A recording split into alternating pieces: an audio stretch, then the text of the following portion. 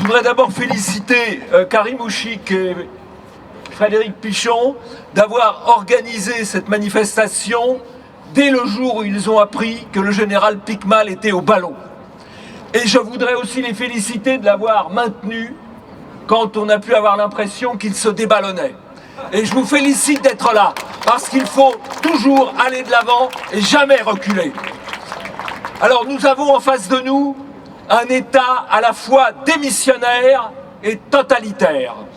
Un État démissionnaire qui laisse les bandes, qui laisse les islamistes contrôler les banlieues, qui laisse à Calais les envahisseurs clandestins, rebaptisés migrants, les envahisseurs, couper les routes avec des arbres, provoquer des accidents, monter dans les camions, agresser les chauffeurs, attaquer le port. Et quand on voit la répression qui a eu lieu samedi dernier, alors que le samedi d'avant, on voit sur les images les cordons de CRS s'écarter pour laisser les migrants, les envahisseurs, prendre d'assaut un bateau, c'est absolument monstrueux. Et donc nous avons en face de nous un État démissionnaire. Mais cet État démissionnaire ne tient que parce qu'il est aussi totalitaire. Totalitaire contre ceux qui résistent, totalitaire avec son système d'écoute, totalitaire avec ses lois renseignement, totalitaire avec les interdictions qu'il y a, qui se multiplient, les impossibilités de rentrer dans un musée sans être fouillé par des gens qui ne sont pas qualifiés, qui viennent d'ailleurs, qui ne connaissent pas les règles de courtoisie et qui vous imposent des règles absurdes. Voilà l'État totalitaire. Un État qui veut aussi nous désarmer. Vous savez que parmi les condamnés de lundi, il y a un garçon qui avait sur lui 3 mois de prison ferme. Il avait sur lui un Opinel. Voilà. Et là, je dois dire que je cours de gros risques. J'ai une arme de guerre, un couteau suisse de l'état-major général de l'armée suisse.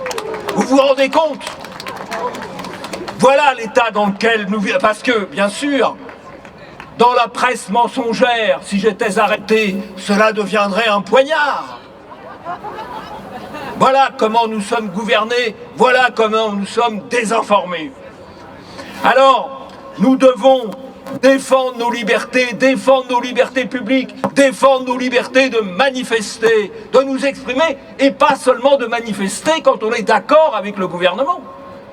Pas seulement quand on est d'accord avec le politiquement correct, mais aussi quand on est contre le politiquement correct, contre l'islamisation de notre pays.